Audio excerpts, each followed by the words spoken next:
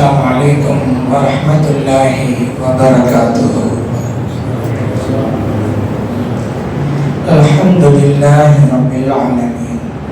Wassalatu wassalamu ala sayyidina Muhammadin wa ala alihi wa sahbihi ajma'in. Wa ma taufiqi illa billah, la hawla wa la quwwata illa billahil aliyyil azim. Subhanaka la ilma lana illa ma 'allamtana innaka antal alimul hakim. கண்ணியத்திற்குரிய பெரியோர்களே, அன்பார்ந்த சகோதரர்களே,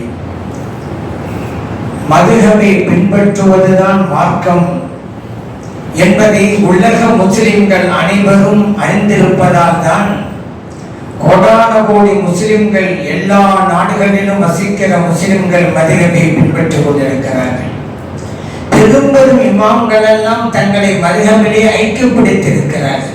புகாரி இமாம் ரஹ்மத்துல்லாஹி அலைஹி, குர்ஆனுக்கு அடுத்து மிக நம்பகத்தன்மை உள்ள நூல் புகாரி. அஸஹுல் குதுபி பஅத கிதாபில்லாஹி தஆலா ஸஹீஹுல் புகாரி என்பார்கள். இந்த உலகத்திலே குர்ஆனுக்கு அடுத்து நம்பகத்தன்மை வாய்ந்த ஒரு நூல் உள்ளதென்றால் ஸஹீஹுல் புகாரி. அந்த புகாரியை தொகுத்து வழங்கிய கண்ணியத்துக்குரிய புகாரி இமாம் ரஹ்மத்துல்லாஹி அலைஹி அவர்களும் ஒரு மதுஹபிலே தன்னை ஐக்கியப்படுத்திக் கொண்டார்கள். அதுதான் ஷாஃபி மதுஹப். ஸஹாஹு சித்தா என்று சொல்கிறோம் அல்லவா, சஹீஹான 6 கிரந்தங்கள். அத்தனை இமாம்களும் மதுஹபை பின்பற்றக்கூடியவர்களாகவே இருந்தார்கள். கல்விக்கடல் இமாம் கஸ்ஸாலி ரஹ்மத்துல்லாஹி அலைஹி அவர்களும் தங்களுடைய அந்த வாழ்க்கையை மதுஹபின் அடிப்படையிலே நடைமுறைப்படுத்திக் கொண்டார்கள். ஒரு மதுஹபை உருவாக்க வேண்டும் என்று அவர்கள் நினைத்திருந்தால் அதற்குண்டான முழு தகுதியும் அருகதையும் அவர்களுக்கு உண்டு. அவ்வளவு பெரிய ஞானம் குர்ஆனிலும் ஹதீஸிலும் அவர்களுக்கு இருந்தது.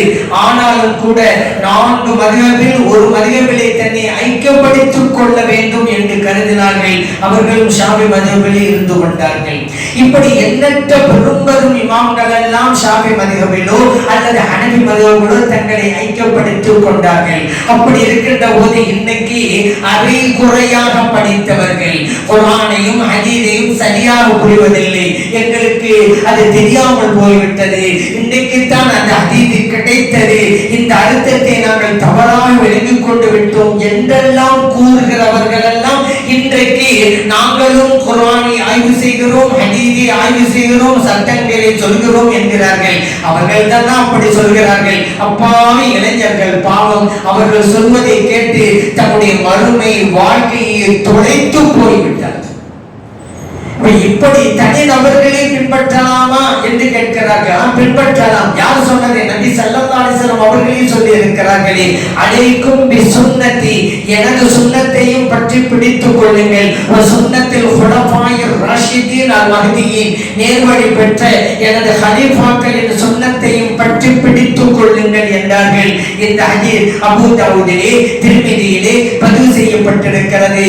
அப்படியானால் 40 ஹலீஃபா பெருமக்கள் அபூபக்கர் சித்தீக் ரலியல்லாஹு அன்ஹு, உமர் ரலியல்லாஹு அன்ஹு, உஸ்மான் ரலியல்லாஹு அன்ஹு, ஹஜ்ரத் அலி ரலியல்லாஹு அன்ஹு, இவர்கள் எல்லாம் தனி நபர்கள் தானே. இவருடைய சுன்னத்தை ஏற்று நடங்கள் என்று நபி ஸல்லல்லாஹு அலைஹி வஸல்லம் அவர்கள் சொல்லி இருக்கிறார்களே. அது மட்டுமல்ல, யக்தது பில்லதைன் மின் பஅதி, எனக்கு பிறகு இருவரை நீங்கள் பின்பற்றுங்கள். அபூ பக்கர் வ உமர் அவர்கள் தான் ஹஜ்ரத் அபூபக்கர் சித்தீக் ரலியல்லாஹு அன்ஹு, ஹஜ்ரத் உமர் ரலியல்லாஹு அன்ஹு என்றார்கள். நபிகள் நாயகம் ஸல்லல்லாஹு அலைஹி வஸல்லம் அவர்கள் திருமதியிலே பதிவு செய்யப்பட்ட ஹதீஸ். அப்படியானால் குர்ஆனையும் ஹதீஸையும் விளங்கியவர்களே பின்பற்றலாம், தனி நபர்களாக இருந்தாலும் பின்பற்றலாம் என்பதற்கு மிகப்பெரிய ஆதாரங்கள் அல்லவா இது? பிறரிடம் கேட்டுத்தான் தெரிந்து கொள்ள வேண்டும். அது இறைவன் சொன்னது. இன்றைக்கு நாம் ஷாஃபி மதுஹபில் இருக்கிறோம் என்றால் அல்லது ஹனபி மதுஹபில் இருக்கிறோம் என்றால் இறைவன் சொன்னதால் இருக்கிறோம். இறைவன் சொன்னான், ஃபஸ்அலு அஹ்ல திக்ரி இன் குன்தும் லா தஅலமூன், உங்களுக்கு தெரியலன்னா தெரிஞ்சவங்ககிட்ட கேட்டு தெரிஞ்சுக்கிறீங்கன்னா. ஆகவேதான் ஷாஃபி இமாம் ரஹ்மத்துல்லாஹி அலைஹி அவங்ககிட்ட போய் கேட்கிறோம், இமாம் அவர்களே, இந்த தொழுகைக்கு என்ன சட்டம், நோன்புக்கு என்ன சட்டம், ஹஜ்ஜுக்கு என்ன சட்டம், திருமணத்துக்கு என்ன சட்டம், வியாபாரத்திற்கு என்ன சட்டம், இதை கேட்கிறோம். அவங்க சொல்றாங்க, அதன் பிரகாரம் நடக்கணும். இறைவன் சொன்னதை தான் நாம் செய்கிறோம். அதே போலதான் இமாம் ஹனபி ரஹ்மத்துல்லாஹி அலைஹி அவர்களிடம் சென்று நாம் சட்டங்களை கேட்டு கேட்கிறோம். தொழுகை, நோன்பு, ஜகாத், உம்ரா இதற்கெல்லாம் என்ன சட்டங்கள் என்று அவர்கள் கூறுகிறார்கள். அதை ஏற்று நடக்கிறோம். ஆகவே தெரிந்தவர்களிடம் கேட்டு தெரிந்து கொள்ளுங்கள் என்று இறைவன் சொன்னான்.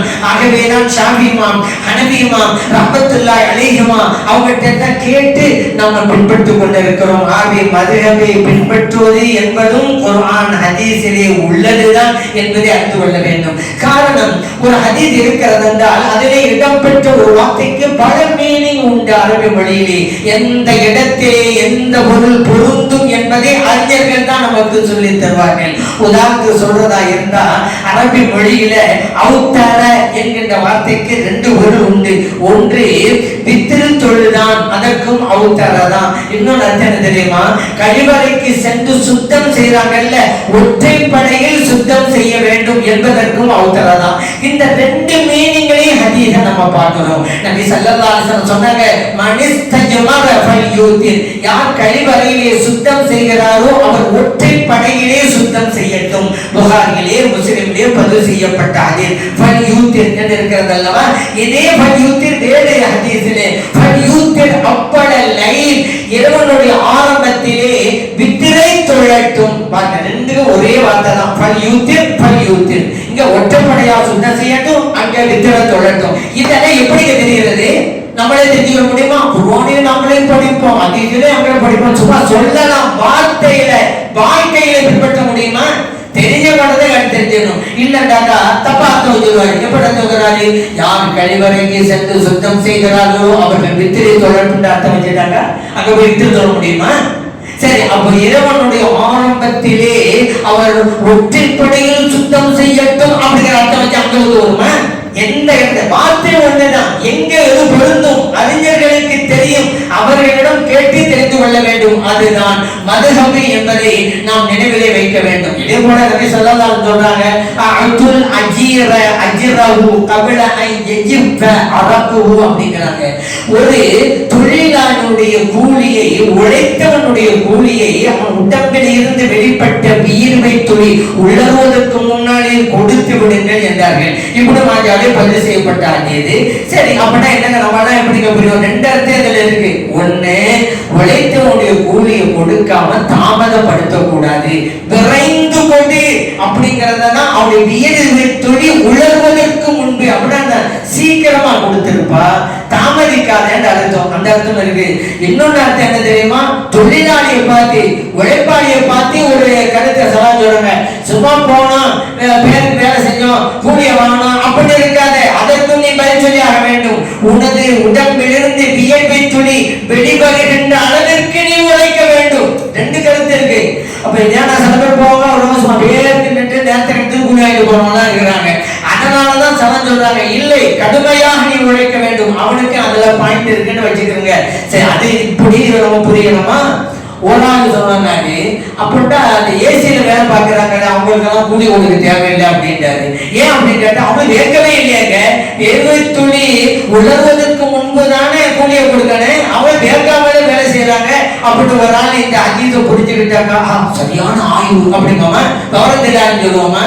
ஏங்க அந்த இடத்துல என்ன கடுமையா உழைக்கணுங்கிறதுதான். சில பேர் வேலையே செய்ய மாட்டான், உடம்புல வேத்துக்கிட்டே இருக்கும். உடனே அங்க வந்த முதலாளி என் உடம்புல வேத்துருச்சு, காசை தாங்க முடியுமா? வேலை செய்யணும்ல. அதனால எந்த இடத்திலே எந்த பொருள் பொருந்தும் என்பதை யோசிக்க வேண்டும். அந்த தகுதி இமாம்களிடம் உண்டு. ஆகவேதான் இமாம்களை பின்பற்ற வேண்டும் என்று மார்க்கம் சொல்கிறது என்பதை அறிந்து கொள்ள வேண்டும். இன்னைக்கு மதவுக்கு வேணாண்டு போனவங்களுடைய நிலைமை என்ன தெரியுமா? மதவுக்கு வேணாண்டு ஒரு ஆள் போனான்னு வச்சுக்கோங்க, அவருடைய நிலைமை என்ன? அல்லாஹ் அக்பர், அல்லாஹ் பாதுகாக்கணும். அந்த மதவுக்கு வேண்டாம் என்ற கூட்டம் எல்லாம் எவ்வளவு விபரீதமான சட்டங்களை இன்னைக்கு சொல்லிக் கொண்டிருக்கிறார்கள். என்ன?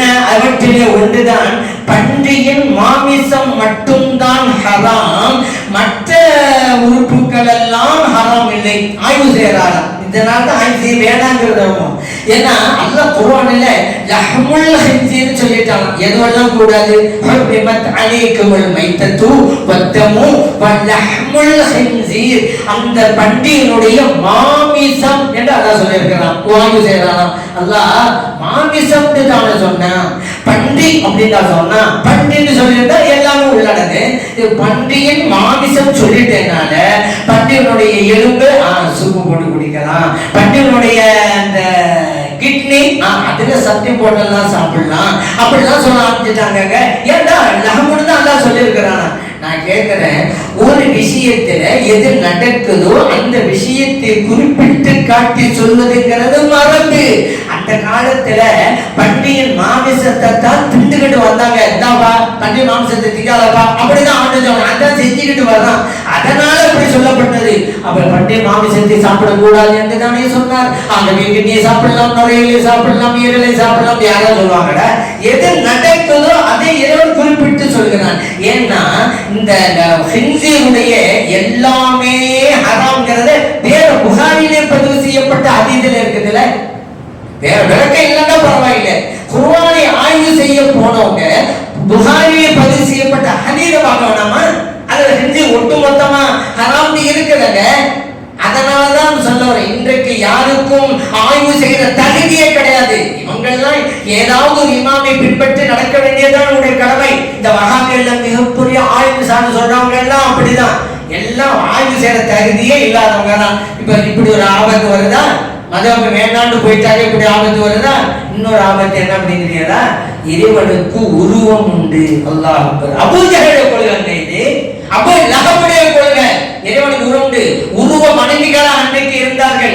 அதையெல்லாம் மாற்றி அமைத்தார் நபி ஸல்லல்லாஹு அலைஹி வஸல்லம் அவர்கள். களவெல்லாம் பாடுபட்டு அந்த காபிர்களிடம் பேச்சு வாங்கி ஏச்சு வாங்கி எவ்வளவு சித்திரவதை வாங்கி சொந்த ஊரை விட்டு வெளியேறக்கூடிய சூழ்நிலை எல்லாம் ஏன் வந்தது? அந்த உருவ வணக்கத்தை அகற்ற வேண்டும் என்பதற்காகத்தானுங்க. அதில் நபி ஸல்லல்லாஹு அலைஹி வஸல்லம் வெற்றி அடைந்தார்கள். அல்லாஹ்வுக்கு கை இருக்குன்னு அல்லாஹ் சொல்லிட்டான்ல, இதான் ஆய்வுக்கு போகாதீங்கிறேன். உங்களுக்கு ஆய்வு செய்திருக்க தேர்ந்திருக்கு. அல்லாஹ் கை இருக்குன்னு சொல்லிவிட்டானா, அல்லாஹ் தாலாவுக்கு முகம் இருக்குன்னு சொல்லிவிட்டானா, அல்லாஹ் தாலாவுக்கு கண் இருக்குன்னு சொல்லிவிட்டானா, அப்ப உருவம் இருக்குதுல அப்படின்னு அவங்க சொல்றாங்க. ஏங்க தமிழகத்திலேயும் சரி உலக அளவிலும் சரி உடல் உறுப்புகளை எத்தனையோ பொருட்களுக்கு இலக்கிய அடிப்படையிலே உபயோகிக்கிற பழக்கம் வழக்கம் எல்லா மொழிகளிலும் உண்டல்லவா? அது அரபி மொழியில உண்டு. தமிழர் எடுத்துக்கிறவங்க உதாரணத்துக்கு ஒரு ஆள் நல்ல தர்மம் செய்யறாங்க என்ன சொல்லுவோம்? அவங்க நல்ல விசாலமான கையும்போம். ஆனா அவர் நல்ல தர்மம் செய்யறாங்கிற கையில தான் சொல்லுவாங்க. உடனே ஒரு ஆள் போய் அந்த கையை அளந்து பார்த்துட்டு வந்து என்னக்கு விசாலமான கை நீங்க, அவர் குட்ட கையாவங்க இருக்கு அப்படின்னு சொல்லுவாங்கல்ல. கை இந்த கையை அவர் சொன்னாரு விசாலமாக நல்ல தர்மம் செய்வாரு அப்படின்னு அர்த்தம்.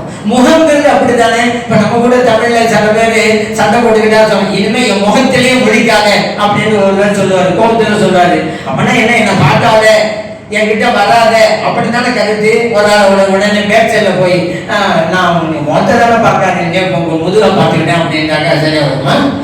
இனிமே உங்க வீட்டுல என் காலை வச்சு மிதிக்க மாட்டேன் அப்படிம்பாரு. உன் வீட்டுதான் வரமாட்டேங்கிறது அப்படி சொல்லுவாரு. அதனால வீட்டுக்கிட்ட போன உடனே வாசற்படி மிதிக்க மாட்டேன்னு முன்னாடி சொன்னாரு. அந்த வீட்டு பக்கத்துல வந்து வாசற்படி கொஞ்சம் ஜம்ப் பண்ணி தாண்டி போயிட்டாரு. இல்லப்பா வரமாட்டேன் வந்துட்டேன், உங்க வாசற்படியை மிதிக்க மாட்டேன்னு சொன்னேன், இப்ப வாசல் மிதிக்காம ஜம்ப் பண்ணி வந்துட்டல்ல. இப்படி யாரும் சொல்லுவாங்கடா. ஏங்க எந்த அர்த்தத்துல யூஸ் பண்றது? எல்லாருக்கும் கையே அப்படித்தானே. வரலாற்றிலே நம்ம படிக்கிறோம்ல, ஒரு காலத்திலே பகுதாது மாநகரம் மன்னர் ஹாரூன் ரஷீதுடைய கையிலே இருந்தது படிக்கிறோம்ல.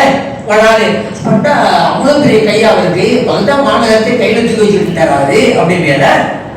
என்னங்க இது? இலக்கிய அடிப்படையில் சொல்லி எத்தனை இருக்கு. இறைவனுக்கு கை இருக்குன்னா ஆட்சி அதிகாரம், இறைவனுக்கு கண் இருக்கா அவனுடைய கண்காணிப்பு, அவனுடைய கருணை பார்வை, இப்படி எத்தனை மீனிங் இருக்கிறது அல்லவா? இறைவனுக்கு முகம் என்றால் அவனுடைய உள்ளமை அப்படின்னு அர்த்தம் வைக்கணும். இல்லாட்டி ஒரு விபரீதமா இருக்கும்ல. குல்லுமன் அலைஹா ஃபான் வ யப்கா வஜ்ஹு ரப்பிக், அல்லாஹ் குர்ஆன் சொல்றான். எல்லாம் அழிந்து விடும், உங்க ரப்புடைய முகம் மட்டும் இருக்கும் அப்படின்னு அல்லாஹ் சொல்றான். முகம்னு வந்துருச்சுல, அல்லாஹ் விரும்பியல. சரி, முகம்னு வச்சா எவ்வளவு பெரிய ஆபத்து தெரியுமா?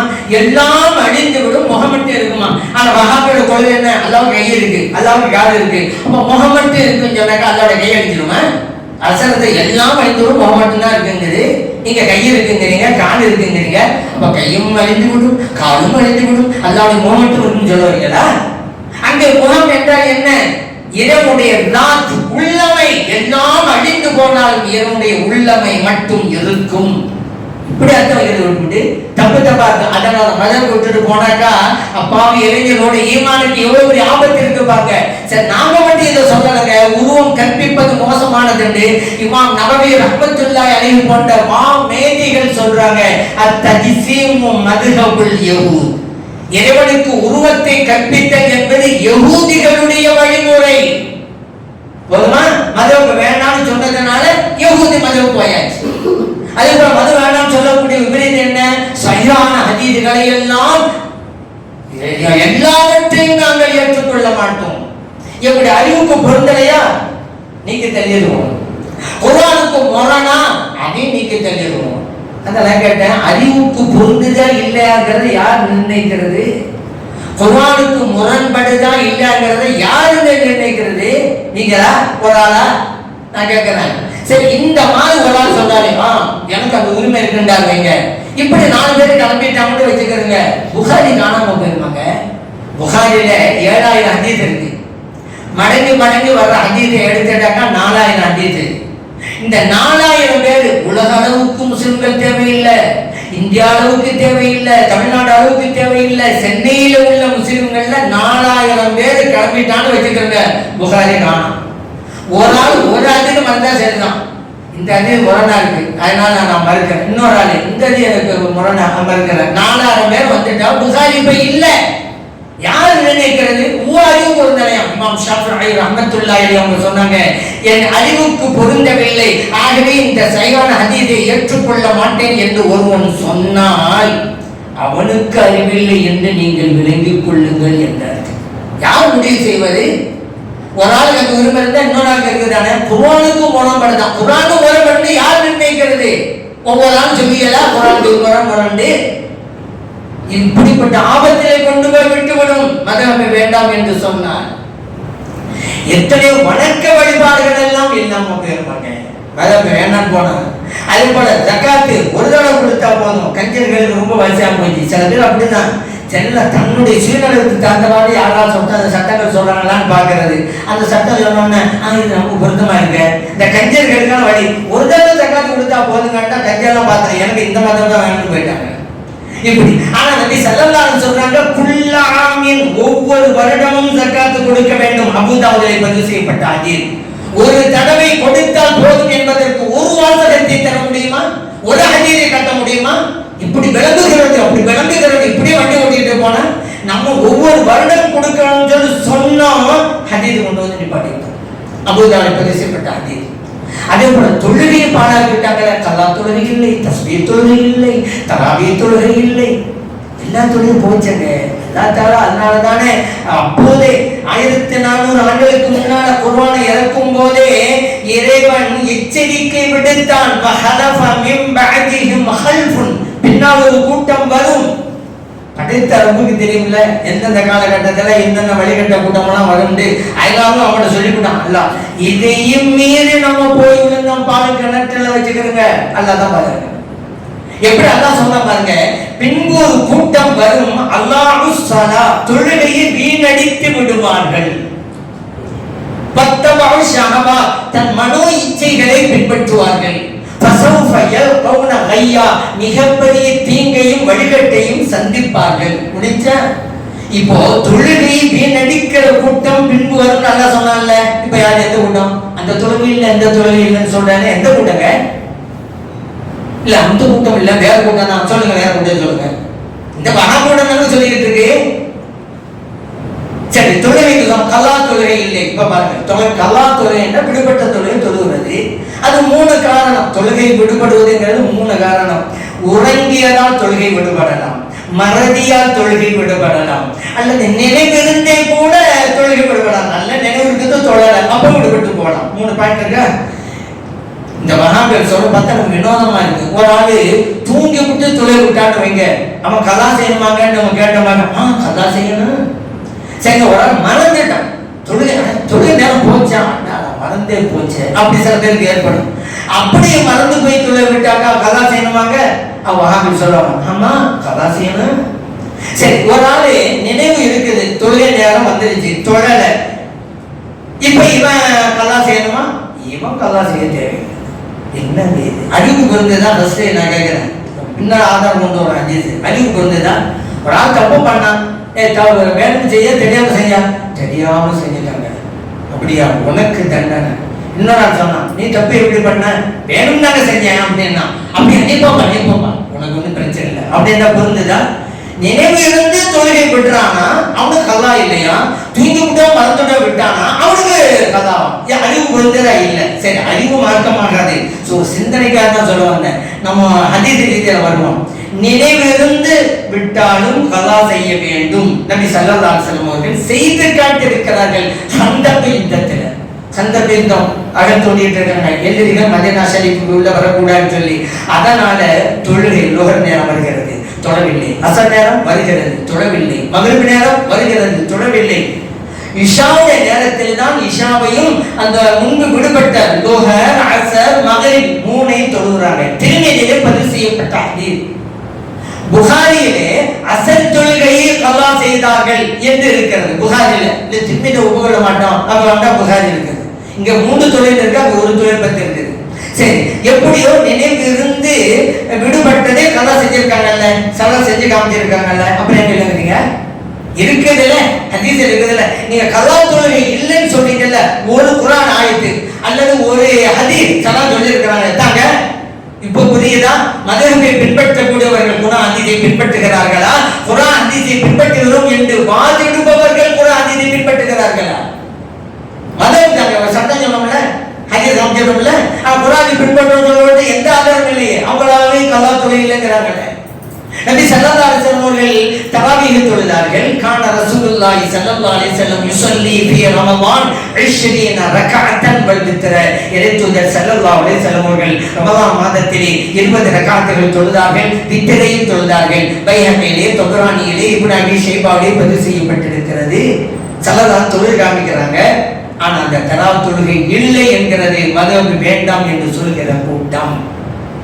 தஸ்பீஹ் தொழுகை நபி ஸல்லல்லாஹு அலைஹி வஸல்லம் அவர்கள் தம்முடைய சிறிய தந்தையார் அப்பாஸ் ரலியல்லாஹு அன்ஹு கிட்ட கேக்குறாங்க, என் சிறிய தந்தையார் அவர்களே, உங்களுக்கு ஒரு தொழுகையை நான் சொல்லி தரட்டுமா? அந்த தொழுகை நீங்கள் தொழுதால் உங்களுடைய முன் பாவங்கள், பெண் பாவங்கள், பெரிய பாவங்கள், சிறிய பாவங்கள், தவறுதலா செய்த பாவங்கள், வேண்டுமென்றே செய்த பாவங்கள் எல்லாம் மன்னிக்கப்பட்டு விடும். அப்படிப்பட்ட தொழுகை ஒரு சொல்லி தரவா என்று சொன்னபோது சொல்லி தரங்க யார சொல்லலாம். அப்பாஸ் ரலியல்லாஹு சொல்றாங்க, நபி ஸல்லல்லாஹு அலைஹி வஸல்லம் அவர்கள் இந்த தஸ்பீஹ் தொழுகை என்ற முறையை கற்றுக் கொடுக்கிறார்கள். இப்ப நம்ம தொழுவோம் 300 தஸ்பீஹ் ஓதுறதுக்கு கற்றுக் கொடுக்கிறார்கள். இப்னு மாஜாவிலே பதிவு செய்யப்பட்ட ஹதீஸ். இந்த தொழுகை இல்லை என்கிறது மதஹபை மறுக்கிற கூட்டம். மதஹப் வேண்டாம் என்று சொல்பவருடைய நிலை என்ன? வணக்க வழிபாடுகளை எல்லாம் இல்லாமல் ஆக்கி விட்டார்கள். இதைத்தான் இறைவன் சொன்னான், பின்பு ஒரு கூட்டம் வரும், அவர்கள் தொழுகையை வீணடிப்பார்கள். வீணடிச்சிட்டாங்களே. தொழுகை இல்ல, தராவீஹ் இல்ல, தஸ்பீஹ் தொழுகை இல்ல, பராத் இல்ல. கூமு லைலஹா வஸூமு நஹரஹா. ஸலாம் சொல்றாங்க, பராத் இரவிலே நின்று வணங்குங்க, பாட நோன்பு வைங்க. இப்னு மாஜால பதிவு செய்யப்பட்ட ஹதீஸ் இல்லைங்கறாங்க. வணக்க வழிபாடெல்லாம் போச்சா? மதஹப் வேண்டாம் என்று சொன்னால் அவருடைய பரிதாப நிலை இப்படித்தான் வந்தாமை. சில பேர் கேட்பாங்க, ஏங்க நீங்க ஷாபிங்கிறீங்க, அனபிங்கிறீங்க, ஒரு ஆள் இஸ்லாத்துக்கு வந்தாருன்னு வச்சுக்கிறீங்களே, அவர் எந்த மதஹப்ல இருப்பாரு? ஷாஃபி மதஹப்ல இருப்பாரா, ஹனபி மதஹப்ல இருப்பாரா? மிகப்பெரிய கேள்வியை கேட்பாரா நினைச்சு கொண்டு கேட்பாங்க. இந்த கேள்விக்கு பதில் சாதாரணமானது. ஏன்? இஸ்லாத்துக்கு வந்த சகோதரர் எந்த ஊர்ல வந்தாரு? இந்த ஊர்ல தான். அந்த ஊர் மக்கள் எந்த மதஹப்ல இருக்காங்க? ஷாஃபி மதஹப், ஷாஃபி மதஹப்ல இருப்பாரு, அவ்வளவுதான். இல்ல அந்த ஊர்ல அவர் வந்தாரு, அந்த ஊர் மக்கள் எதில் இருக்கிறான்? முஸ்லிம்களா, அனபி மதஹப்ல இருக்கிறான், இவர் அனபி மதஹப் இருப்பாரு. இது ஒரு மேற்றே கிடையாது. எந்த பகுதியில் அவர் இருக்கிறாரோ அந்த மதஹபை சார்ந்தவர் இருப்பார். இப்ப நான் கேட்கிறேன், இஸ்லாத்துக்கு வந்தாரு, வந்தவர் சொன்னார், எனக்கு மதஹப்லாம் வேணும், வேற இந்த குர்ஆன் ஹதீஸை பின்பற்றாங்கல்ல அந்த பக்கமா நான் போறேன் அப்படின்றாரு. அப்படியாங்க, நான் சரி அப்படின்னு நம்ம சொல்லிவிட்டு திரும்பினார்ல 8 கூட்டம் இருக்கிறாங்க. எங்க போவார் இவரு? ஷாபிக்கு போவாரா, ஹனபிக்கு போவாரான்னு எங்கிட்ட கட்டியல. 8 கூட்டம் நிக்கிற, அதுல எந்த எல்லாம் குர்ஆன் ஹதீஸ் சொல்றாங்க. எதில் போய் இவர் போய் சேர்வாரு? சரி, குர்ஆன் ஹதீஸ்ங்கிறோம், ஷாபிங்கிறோம், ஹனபிங்கிறோம், இவங்க ஒற்றுமையாக இருக்கிறோம், பெருநாள் கொண்டாடுகிறோம், ஒற்றுமையாக இருக்கிறோம் அல்லவா? நம்ம எல்லாம் ஒரே நாளிலே நோன்பு வைக்கிறோம், ஒரே நாளிலே பெருநாள் தொழுகை தொழுகிறோம். ஆனா இன்னைக்கு அவங்க நிலைமை என்ன? ஷாஃபி, ஹனபி நீங்க கூறு போட்டீங்க, நம்மளை பார்த்து சொல்லிவிட்டு பெருநாளையே கூறு போட்டுட்டாங்க. திங்கட்கிழமை ஒரு கூட்டத்திற்கு பெருநாள், செவ்வாய்க்கிழமை இன்னொரு ஜமாத்திற்கு பெருநாள், புதன்கிழமை இன்னொரு ஜமாத்திற்கு பெருநாள். நம்ம ஷாஃபி, ஹனபி ஒரே பெருநாள். இப்ப எங்க பிளவு இருக்கிறது? மதம் வேண்டாம் சொல்லிட்டு போனால்தான் அங்க பிளவு இருக்கிறது. அது ஆண்டுக்கு ஒரு நாள் பெருநாள் கொண்டாடுறாங்க. இது ஒரு ஊர்ல மட்டும் இல்ல, ஒரு வீட்டுக்குள்ளேயே 3 பெருநாள். எப்படி கேட்கிறீங்களா? கணவருக்கு திங்கட்கிழமை, மனைவிக்கு செவ்வாய்க்கிழமை, மாமனாருக்கு புதன்கிழமை. ஏன் எல்லாமே அந்த கூட்டத்தில் மது வேணாம்னு இருக்கிற பாரதிய கூட்டத்தில் இருக்கிறவங்க தான். ஒவ்வொரு நாளும் ஒரு வீட்டுக்குள்ள 3 பெருநாள் கொண்டாடிங்க. சாமி மதத்துக்கும் அணி மதமும் பெடவானிலே ஒற்றுமை தானே இருக்கிறோம், என்ன பிரச்சனை இல்லையே. எத்தனை சாமி மதமுடைய பள்ளிவாசல் அனைவரை சார்ந்தவர்கள் நிர்வாகிகளாக இருக்கிறார்கள். அனைவரை சார்ந்த பள்ளிவாசலில் சாமி மதத்தை சார்ந்தவர்கள் நிர்வாகிகளாக இருக்கிறார்கள். நான் கேட்கிறேன், நீங்க ஒவ்வொரு ஜமாத்துக்கும் பள்ளிவாசல் கட்டி வச்சிருக்கீங்களே, உங்க ஒரு ஜமாத்துக்கு உண்டான பள்ளியில இன்னொரு ஜமாத்துக்கு உண்டான சகோதரர் நிர்வாகி வர முடியுமான்னு கேட்கிறேன். முடியாத. எங்க ஒற்றுமை இருக்கிறது? மதம் ஒற்றுமை இருக்கிறது. சரி, ஷாஃபி ஹனபில ஏங்க எல்லாமே சட்ட திட்டங்கள்லாம் ஹதீஸின் அடிப்படையிலே தான். இப்போ வெளிப்படை சட்டங்கள்லாம் ஷாஃபிக்கு ஹனபிக்கு ஒரு வித்தியாசம் தெரியும். அது காரணம் அது பின்னணியில ஹதீஸ் இருக்கும். உதாரணத்தை எடுத்துக்கிறோமே, இப்ப தொழுகையில ஷாஃபி மதத்தை சார்ந்தவர் ஆர்வமா கையை உயர்த்தி தக்பீர் கட்டுறாரா, அதுக்கு பிறகு ருக்குவுக்கு போகும்போது கையை உயர்த்திக்கிட்டு தான் போவார். அல்லாஹ் அக்பர் கையை உயர்த்திக்கிட்டு தான் ருக்குவுக்கு போவார். அங்கே எழும்போது சமய அல்லாஹ் ஹம்தா சொல்லி வருவார், அப்பவும் கையை உயர்த்துவார். இது இருக்குதா? ஆனா ஹனபியை வைத்தாங்க ஆரம்பமா கையை வைத்து கட்டுறாங்கல்ல, அதுதான். ருக்கு போகும்போது கை வைக்க மாட்டாங்க, சமையல் வரும்போது கை வைக்க மாட்டாங்க. ஏங்க இந்த வித்தியாசம்? எல்லாம் குர்ஆன் ஹதீஸ் ஆய்வுன்றீங்க, ஏன் இப்படி கேக்குறீங்களா? குர்ஆன் ஹதீஸ் தான். ஏன்னா இப்னு உமர் ரலியல்லாஹு சொல்றாங்க, நபி ஸல்லல்லாஹு அலைஹி வஸல்லம் அவர்கள் ஆரம்பமா தக்பீர் கட்டுவாங்கடா, அதற்கு பிறகு ருக்குவுக்கு செல்கின்ற போதும் கைகளை உயர்த்துவார்கள், ருக்குவிலிருந்து எழும்போதும் கைகளை உயர்த்துவார்கள். புகாரில் பதிவு செய்யப்பட்ட ஹதீஸ். அந்த ஹதீஸை இமாம் ஷாஃபிஈ ரஹ்மத்துல்லாஹி எடுத்துக்கிட்டாங்க. அப்துல்லாஹ் இப்னு மஸ்ஊத் ரலியல்லாஹு சொல்றாங்க, லம் யர்ஃபஅ யதைஹி இல்லா மர்ரத்தன் வாஹிதா. நபி ஸல்லல்லாஹு அலைஹி வஸல்லம் அவர்கள் தொழுகையிலே கையை உயர்த்துவது என்பது ஒரே ஒரு தடவை மட்டும்தான். அபூதாவுல பதிவு செய்யப்பட்டது. அதுவும் கூட அப்படி மர்ற ஆரம்பத்திலே மட்டும்தான், ஃபர்ஸ்ட் அது மட்டும்தான். அது பிறகு உயர்த்ததான் இல்லை. சஹாபிங்க அது ஒரு சஹாபி ரெண்டு விதமா ஹதீஸ் இருக்கு. அப்ப ஏன் இப்படி ரெண்டு விதமா இருக்கு நீங்க கேட்கலாம். நபி ஸல்லல்லாஹு அலைஹி வஸல்லம் ரெண்டு விதமா தொழுகை இருக்கிறார்கள். அந்த தொழுகையை இப்னு உமர் ரலியல்லாஹு அன்ஹு நினைக்கிறாங்க, இந்த தொழுகையை இப்னு மஸ்ஊத் ரலியல்லாஹு அன்ஹு நினைக்கிறாங்க. எல்லா ஹதீஸ்கள் தான். ஒரு மதத்தை பின்பற்றினால் இமாமுடைய சொந்த கருத்து அல்ல, பின்னணியில் இருக்கிற ஹதீஸ் தான். அப்ப தொழுகையில கூட இமாம் வலத்வாலின் என்று ஓதி முடிச்ச உடனே ஆமீன் அப்படி சத்தம் போட்டு சொல்லுவாங்க. ஷாஃபி மதத்தை சார்ந்தவர்கள் மெதுவா சொல்லுவாங்க, ஹனபி மதத்தை சார்ந்தவர்கள். ஏன் இப்படி கேட்குறீங்கன்னா, நபி ஸல்லல்லாஹு செஞ்சு காட்டினாங்க. நபி ஸல்லல்லாஹு அலைஹி வஸல்லம் அவர்கள் ஆமீன் என்பார்கள், மத்தபிஹா சௌதஹு, தனது குரலை உயர்த்தி சொல்வார்கள். திருமதியில் பதிவு செய்யப்பட்ட ஹதீஸ்.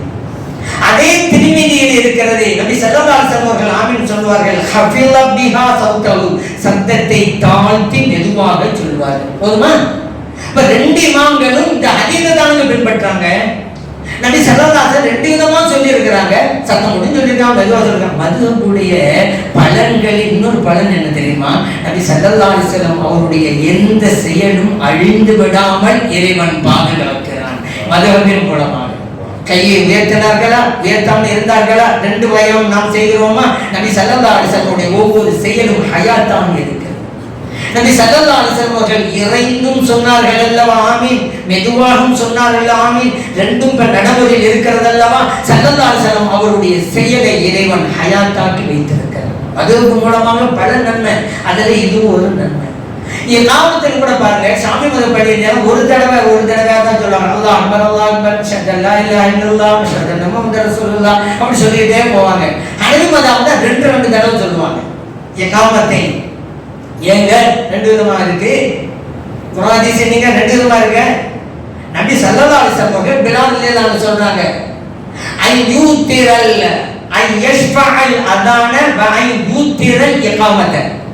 பாங்க ரெட்டையா சொல்லணும், இகாமத்தை ஒத்தையா சொல்லணும். புகாரில பதிவு செய்யப்பட்ட ஹதீஸ். இந்த இடத்துக்கு ஷாஃபி இமாம் அவர்கள் அதனால ஒன்னொன்னா சொல்றாங்க. இன்னொன்னு, நபி ஸல்லல்லாஹு அலைஹி வஸல்லம் அவர்கள் இகாமத்தை கற்றுக் கொடுத்தார்கள் 17 வார்த்தைகளை. அபூதாவுல பதிவு செய்யப்பட்ட ஹதீஸ். 17 வார்த்தைகள். 17 வார்த்தை எப்ப தெரியுமா வரும்? ஹனபி மதம் பிரகாரம் நீங்க இகாமத் சொன்னாதான் 17 வார்த்தை வரும். அல்லாஹ் அக்பர் அல்லாஹ் அக்பர் அல்லாஹ் அக்பர் அல்லாஹ் அக்பர் நாலாச்சா, அஷ்ஹது அல்லா இலாஹா இல்லல்லாஹ் அஷ்ஹது அல்லா இலாஹா இல்லல்லாஹ் ரெண்டு ஆறாச்சா. இப்ப நீங்க எண்ணிக்கிட்டே வாங்க, லா இலாஹா இல்லல்லாஹ் அப்படிதான் முடிப்போம். 17 வார்த்தைகள் எல்லாம் ஹதீஸுங்க. மதகுன்னு சொல்றா, எல்லாம் ஹதீஸ் தான் பின்பற்றும். அதனால நாம் மதுஹப் வேறு, ஹதீஸ் வேறு, மதுஹப் வேறு, குர்ஆன் வேறு அப்ப நினைக்கவே செய்யாங்க. மதுஹபை பின்பற்றுகிறோம் என்றாலே குர்ஆன் ஹதீஸை தான் பின்பற்றுகிறோம் என்பதை அர்த்தம். சரி, தக்பீர் கட்டுறதுல கூட ஹனபி மதுஹபை சார்ந்தவர்கள் தொப்புளுக்கு கீழே கை கட்டுவாங்க, ஷாஃபி மதுஹபை சார்ந்தவர்கள் தொப்புளுக்கு மேல கட்டுறாங்க. ஏங்க ரெண்டு ஹதீஸ்ல இருக்கு, எங்க அபூதாவுல இருக்குங்க ஃபௌக சுர்ரதி தொப்புளுக்கு மேலாக. அந்த ஹதீஸை ஷாஃபி இமாம் ரஹ்மத்துல்லாஹி எடுத்துக்கிட்டாங்க. தஹத சுர்ரதி தொப்புளுக்கு கீழாக அந்த ஹதீஸை ஹனபி இமாம் எடுத்துக்கிட்டாங்க. எங்க இமாம்கள் தான் சொந்த கருத்தியா சொன்னாங்க, எல்லாம் ஹதீஸுங்க. ஆனா இதுல நெஞ்சு மேல கை கட்டுறாங்கல்ல, அவங்க பலவீனமான ஹதீஸை வச்சுக்கிட்டு தான் நெஞ்சில கட்டுறாங்க. தொப்புளுக்கு மேலே தொப்புளுக்கு கீழே அதுவும் லைஃபான ஹதீஸ் தான். ஆனா லைஃபான ஹதீஸை அமல் செய்யலாம்னு நாம் சொல்றோம். நாம் எங்க சொன்னோம்? ஹதீஸ் எங்க சொல்றாங்க? யஜூஸுல் அமலு பில் ஹதீஸில் லைஃபி, லைஃபான ஹதீஸை கொண்டு அமல் செய்வது கூடும். எந்த இமாம்கள் சஹீஹ் லைஃப் தரம் பிரித்தார்களோ அந்த இமாம்கள் சொல்கிறார்கள் லைஃபை வைத்து அமல் செய்யலாம். அதெல்லாம் அந்த போல நமக்கு நம்ம அமல் செய்யறோம். ஆனா லைஃபான ஹதீஸை எடுக்க மாட்டோம் அப்படின்னு சத்தமா சொன்னீங்கல்ல, நித்தம் சத்தம் போட்டீங்கல்ல. இப்ப ஏன் லைஃபான ஹதீஸை வச்சுக்கிட்டு நெஞ்சில கை கட்டுறீங்க? நெஞ்சில கை கட்டு பக்கா பலவீனமா ஹதீஸ சிமாக்கு என்ற ஒரு இடம் பெறாரு. அவங்க இடம்பெற்ற ஹதீஸ் ஆதாரமாக எடுக்க கூடாது என்று ஹதீஸ்கள் சொல்றாங்களே, ஏன்? அதனால நாம் இமாம்களை பின்பற்றுகிறோம் என்றால் அல்லாஹ் அப்படி ஒரு வாக்கிய தந்திருக்க. யாரோ பட்ட அல்லாஹ் உங்களுக்கு என்னங்க நியமத்தை செஞ்சா அந்த உலகத்தை கேட்டா உடனே நீங்க சொல்லணும் மதுஹபை பின்பற்றுகிற நசீபை அல்லாஹ் எனக்கு கொடுத்தான். ஃபர்ஸ்ட் ஆன்சர் மற்றவங்க மறுமை வெற்றிக்கு மதுஹப் வேண்டும். மதுஹப் தான் மார்க்கம். எல்லாம் வல்ல இறைவன் நம்மையும் நமது பிள்ளைகளையும் குடும்பத்தினர்களையும் மதுஹப் வழியிலே செல்கின்ற தௌஃபீகை வழங்கி அருள்வானாக. ஆமீன். அல்ஹம்துலில்லாஹி.